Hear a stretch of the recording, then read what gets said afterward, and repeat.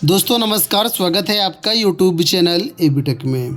दोस्तों इस वीडियो में हम बात करेंगे उत्तर प्रदेश के एडेड माध्यमिक विद्यालयों में अब जो शिक्षकों की भर्ती होगी और जो शिक्षक नियुक्त हैं उनमें जो प्रमोशन वगैरह होंगे या जो भी आगे की प्रक्रिया है उसके बारे में नई नियमावली जारी की गई है कि कैसे क्या होगा।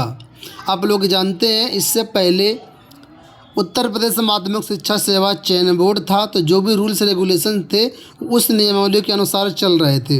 अब चयन बोर्ड भंग हो चुका है, चयन बोर्ड की जगह नया शिक्षा सेवा आयोग आ चुका है। तो अब जो भी रूल्स रेगुलेशन होंगे इस नई नियमावली के आधार पर चलेंगे। बहुत सारी चीज़ें बदल चुकी हैं, लाखों अभ्यर्थियों को यहाँ पर झटका भी लगेगा क्योंकि एज में बहुत बड़ा बदलाव हो चुका है। ठीक है, एज क्राइटेरिया बदल चुका है, परीक्षा पैटर्न बदल चुका है। इसके अलावा जो सेवा सुरक्षा का मामला था, आप लोग जानते होंगे चैनल के माध्यम से हमने वीडियोस बनाए थे, तो सेवा सुरक्षा से भी नियमावली में बदलाव हुआ है।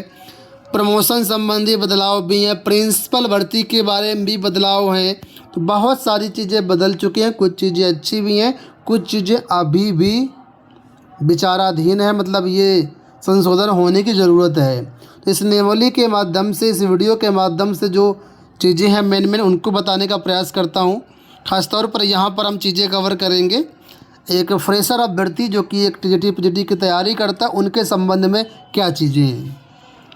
तो यहाँ पर देखिए बताया गया है कि उत्तर प्रदेश अशासकीय सहायता प्राप्त माध्यमिक विद्यालय अध्यापकों की भर्ती और सेवा शर्तें नियमावली 2024, ये प्रारूप नियमावली है। ठीक है, अब यहाँ पर देखिए लिखा है संविधान के अनुच्छेद 309 के परंतु द्वारा प्रदत्त शक्ति का प्रयोग करते हुए इस विषय पर समस्त विद्यमान नियमों और आदेशों का अतिक्रमण करके राज्यपाल उत्तर प्रदेश अशासकीय सहायता प्राप्त माध्यमिक विद्यालयों में नियुक्त एवं सेवारत व्यक्तियों की भर्ती और सेवा शर्तों को विनियमित करने के लिए निम्नलिखित नियमावली बनाती हैं। तो ये नियमावली बनाया गया है। इस नियमावली में कई सारे भाग हैं। सबसे पहले भाग एक आता है, ये सामान्य भाग है। यहाँ पर यह बताया गया है कि यह नियमावली अशासकीय सहायता प्राप्त माध्यमिक विद्यालय नियमावली 2024 कही जाएगी और ये तुरंत प्रबद्ध होगी, मतलब अभी से ये लागू मानी जाएगी। अब कुछ टर्म्स यहाँ पर हैं, जो टर्म्स इस नियमावली में आए हैं उसके बारे में यहाँ पर जानकारी दी गई है। ठीक है, अब यहाँ पर देखिए सबसे पहले भाग 2 शुरू होता है यहाँ पर एक के बाद। तो यहाँ पर यह बताया गया कि कैसे कैसे यहाँ पर भर्तियाँ होंगी, कितने पद डायरेक्ट भरे जाएंगे, कितने पद प्रमोशन से भरे जाएंगे। तो यहाँ पर श्रेणी एक में इंटरमीडिएट कॉलेज के जो प्रधानाचार्य हैं या किसी हाई स्कूल का जो प्रधानाध्यापक है वो श्रेणी एक के अंतर्गत आएंगे। और यहाँ पर 100% पद जो है सीधी भर्ती यानी आयोग के माध्यम से भरे जाएंगे। श्रेणी 2 है प्रवक्ता श्रेणी है, इसमें 50% पद सीधी भर्ती से भरे जाएंगे और 50% पद जो है जो टीजीटी श्रेणी के शिक्षक होते हैं उनसे भरे जाएंगे। और आपको बता दें प्रवक्ता बनने के लिए यहाँ पर कम से कम 5 वर्ष का आपके पास सेवा पूरी होनी चाहिए, ये कंडीशन रहेगी। इसके बाद श्रेणी 3 आती है। श्रेणी 3 है टीजीटी के जो शिक्षक हैं उनके लिए। तो इस सारे के सारे पद 100% पद जो हैं ये आपके आयोग के माध्यम से सीधी भर्ती के माध्यम से भरे जाएंगे। इसके बाद यहाँ पर श्रेणी 4 भी रखी गई है। श्रेणी 4 में आएगा संबद्ध प्राथमिक जो टीचर यहाँ पर होंगे। आप लोग जानते होंगे कि संबद्ध प्राइमरी बहुत विद्यालयों में चलता है एडेडो में, तो वहाँ पर अगर कोई विद्यालय में संबद्ध प्राइमरी भी लगा हुआ है, चल रहा है, तो यहाँ पर भी 100% पद जो है प्रमोशन से भरे जाएंगे। और एनसीटी के जो भी रूल्स होंगे संबद्ध प्राइमरी के लिए वो लागू माने जाएंगे। ठीक है, तो ये तो बात हो गई इसके बारे में। अब यहाँ पर देखें राष्ट्रीयता में तो बोला गया भारत का नागरिक अगर आप हैं तो आप यहाँ पर आवेदन कर सकते हैं, मतलब यहाँ पर सभी राज्यों के अभ्यर्थी पात्र माने जाएंगे, कोई भी डोमिसाइल नीति वगैरह लागू नहीं होगी। शैक्षिक अर्हता के बारे में बोला गया है कि शैक्षिक अर्हता जो है वो परिशिष्ट खा में दी गई है, तो वहाँ से आप लोग देख सकते हैं। कुछ अधिमानी अर्हता भी है यहाँ पर जो कि अक्सर रहता है। अब सबसे महत्वपूर्ण बात है आयु सीमा को लेकर के। अभी तक आप लोग जानते होंगे टीजीटी पीजीटी एक ऐसी इकलौती भर्ती थी जहाँ पर आयु सीमा को लेकर कोई भी प्रतिबंध नहीं था। आपकी एज 60 साल से कम है तो यहाँ पर आप शिक्षक बन सकते थे। लेकिन जैसा कि पहले भी का अंदेशा था कि ये नए आयोग में चीज़ें होंगी, वैसा ही हुआ। यहाँ पर आयु सीमा का प्रतिबंध लगा दिया गया है। अगर आप शिक्षक बनना चाहते हैं, सीधी भर्ती की तरफ जाना चाहते हैं, तो यहाँ पर जो आपकी एज है वो न्यूनतम 21 वर्ष होनी चाहिए, अधिकतम 40 वर्ष होनी चाहिए। 40 वर्ष से ज़्यादा नहीं होनी चाहिए। अब 40 के ऊपर वाले जो भी अभ्यर्थी होंगे वो पात्र नहीं रह जाएंगे, ठीक है। अधिकतम 40 वर्ष एज कर दिया गया है यहाँ पर, और 1 जुलाई को आपकी एज की गणना की जाएगी। ये सीधी भर्ती के लागू होगा, चाहे आप टीजीटी में हो या पीजीटी में हो। लेकिन प्रिंसिपल के लिए एज अलग है। यहाँ पर देखिए बताया गया है, इंटरमीडिएट कॉलेज के अगर आप प्रधानाचार्य के लिए आप आवेदन करने जा रहे हैं या हाई स्कूल के प्रधानाध्यापक के लिए आवेदन कर रहे हैं, तो जो है आपकी एज जो है 1 जुलाई को कम से कम 30 वर्ष होनी चाहिए और अधिकतम 40 वर्ष होनी चाहिए। प्रधानाचार्य के लिए भी यहाँ पर 40 वर्ष एज बाउंड कर दी गई है। अधिकतम 40 वर्ष और न्यूनतम जो है 30 वर्ष होनी चाहिए, ठीक है। तो ये आपकी एज की बात हो गई। और यहाँ पर यह भी है कि जो भी SC ST या अन्य कैटेगरी के छात्र हैं, जो रिजर्वेशन का लाभ मिलता है, उसके तहत ऊपरी आयु सीमा में जो भी आपको 3 साल 5 साल की छूट मिलती है वो आपको यथावत मिलती रहेगी, ठीक है। तो ये बात हो गई यहाँ पर एज को लेकर के। अब कुछ और चीज़ें देख लेते हैं यहाँ पर। तो भर्ती प्रक्रिया के बारे में यहाँ पर देखिए बताया गया है। तो मैं यहाँ पर देख लेता हूँ, जो मेन चीज़ें वो मैं आपको बताता हूँ।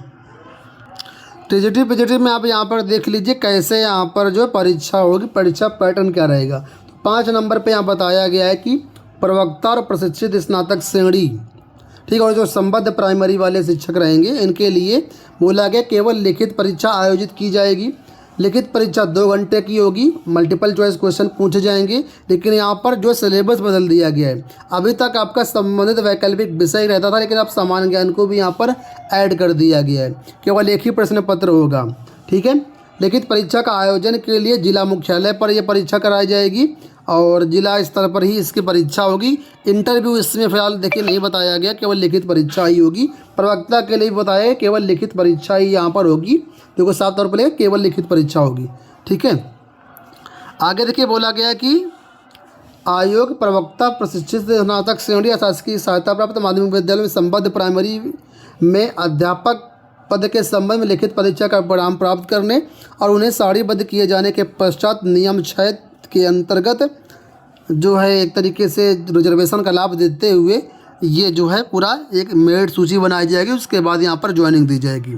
सबसे बड़ी बात यहाँ पर ये है कि अगर आप प्रिंसिपल के लिए आवेदन करना चाह रहे हैं तो यहाँ पर देखिए बताया गया कि इंटरमीडिएट कॉलेज के प्रधानाचार्य और हाई स्कूल के प्रधानाध्यापक के पद के संबंध में लिखित परीक्षा और इंटरव्यू दोनों करवाए जाएंगी, ठीक है। और यहाँ पर लिखित परीक्षा जो होगी वो 90% अंक की होगी और इंटरव्यू 10% अंक का होगा और इसके हिसाब से फिर फाइनल मेरिट बनेगी और उसके बाद यहाँ पर आपका चयन किया जाएगा। ये प्रिंसिपल भर्ती भी है अब लिखित परीक्षा से होगी, ये बात अच्छी है। और एक गुड न्यूज़ आप सभी के लिए है कि प्रिंसिपल भर्ती लिखित परीक्षा और इंटरव्यू के माध्यम से करवाई जाएगी, ठीक है। अब यहाँ पर देखेंगे पदोन्नति प्रक्रिया के बारे में बताया गया है और पदोन्नति कैसे होगी इसके बारे में यहाँ पर बताया गया है कि सबके लिए यहाँ पर डिसाइड कर दिया गया। पहले अगर आप सामाजिक विज्ञान में टीजीटी में ज्वाइन हैं तो आपके इन पदों पर ही प्रमोशन हो सकता है। इसके अलावा अगर आप विज्ञान में चयनित हैं तो आपका प्रमोशन इन पदों पर होगा। यानी सभी विषय के सामने यहाँ पर बता दिया गया पहले से कि आपका प्रमोशन किस विषय में किया जाएगा।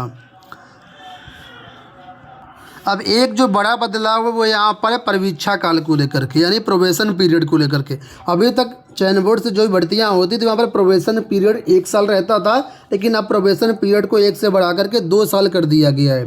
यहाँ पर देखिए 18 नंबर पर लिखा हुआ है कि अध्यापक के पद पर मौलिक नियुक्ति से जो है किसी व्यक्ति की 2 वर्ष की परीक्षावधि पर रखा जाएगा, यानी परीक्षा काल 2 साल होगा। ये एक यहाँ पर प्रतिबंध लगाया गया है, अभी तक 1 साल था, ठीक है।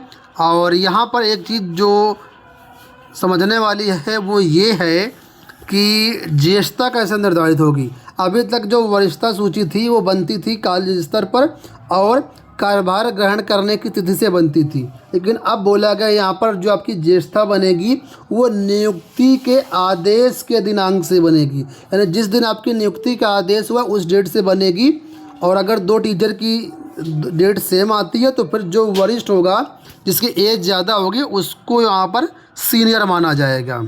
ठीक है।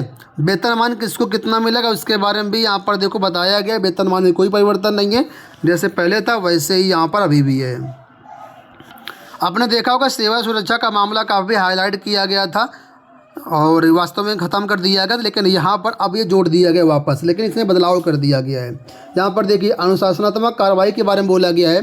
किसी अशासकीय सहायता प्राप्त माध्यमिक विद्यालय के प्रधानाचार्य या उप प्रधानाचार्य या प्रधानाध्यापक या प्रवक्ता या प्रशिक्षित स्नातक श्रेणी का अध्यापक या खंड जो है प्राथमिक शिक्षक का जो भी रहेगा, उनके निलंबन का जो पावर रहेगा वो अपर शिक्षा निदेशक के पास रहेगा या फिर मंडलीय संयुक्त शिक्षा निदेशक के पास रहेगा। और लिखित अनुमति लेनी होगी और लिखित अनुमति के 60 दिन के बाद जो आदेश है प्रभावी नहीं होगा। तो पहले ये पावर मैनेजर के पास हुआ करता था, लेकिन अब इस पावर को जो है कहाँ दे दिया गया, अपर शिक्षा निदेशक के पास दे दिया गया है, जो कि एक अच्छी बात है और एक गुड न्यूज़ है। इसमें काफ़ी रूप से कंट्रोल होगा। लेकिन वहीं पर एक बैड न्यूज़ भी आप यहाँ पर कह सकती हैं। अगर यहाँ पर कभी आपको सेवा से बर्खास्त किया जाता है या पद से हटाया जाता है तो उसका भी पावर अब किसके पास है, तो यहाँ पर देखिए अभी भी इसका पावर जो है वो आपके पास रहेगा। यहाँ पर लिखा होगा कहीं पर, ये देखिए अपर शिक्षा निदेशक माध्यमिक या मंडलीय शिक्षा निदेशक के लिखित अनुमोदन के बिना किसी अशासकीय सहायता प्राप्त माध्यमिक विद्यालय के किसी प्रधानाचार्य, उप प्रधानाचार्य या प्रवक्ता या टीजीटी इसका जो पद समाप्त नहीं किया जा सकता है, ना ही पद से हटाया जा सकता है, ना ही उसकी कोई उपलब्धियों में कमी की जा सकती है। यानी कि अगर ये जो मंडलीय संयुक्त शिक्षा निदेशक हैं या अपर शिक्षा निदेशक इन्होंने लिखकर दे दिया कि सेवा से हटा दिया जाए तो आप हटा दिए जाएंगे, मतलब नौकरी से आपको निकाल दिया जाएगा। तो ये पावर भी इनके पास है। जहाँ तक मुझे लगता है ये पावर इनके पास नहीं होना चाहिए था। ये जो पावर है आयोग के पास होना चाहिए, क्योंकि जो पुराना आयोग था उसमें पद से हटाने का पावर चयन बोर्ड के पास था, लेकिन इस नई नियमावली में पद से हटाने का पावर किसको दिया गया है, वो अपर शिक्षा निदेशक को ही दिया गया है। कई बार ऐसा होता है कि जो अपर शिक्षा निदेशक होते हैं एक तरीके से अधिकारी होते हैं, तो इनके ऊपर सरकार का पूर्ण नियंत्रण होता है। हालांकि मैनेजर भी कुछ होते हैं जो प्रभावशाली होते हैं, उनका भी नियंत्रण यहाँ पर कई बार होता है। तो अगर ये पावर आयोग के पास होता तो बेटर रहता। ठीक है, तो ये चीज़ें यहाँ पर हैं। फिलहाल इस नियमावली जो मेन चीज़ें थी मैंने आपको बता दिया है। अब आप बताइए नियमावली आपको कैसी लगी। अभी इसमें कई सारी चीज़ें हैं जिसका मैं एक सेपरेट वीडियो बना दूंगा। ठीक है, तो फिलहाल इस नियमावली के बारे में अभी आप अपनी राय दीजिए और कोई क्वेरी हो तो आप लोग कमेंट बॉक्स से पूछ सकते हैं। फिलहाल इस वीडियो में इतना ही। धन्यवाद।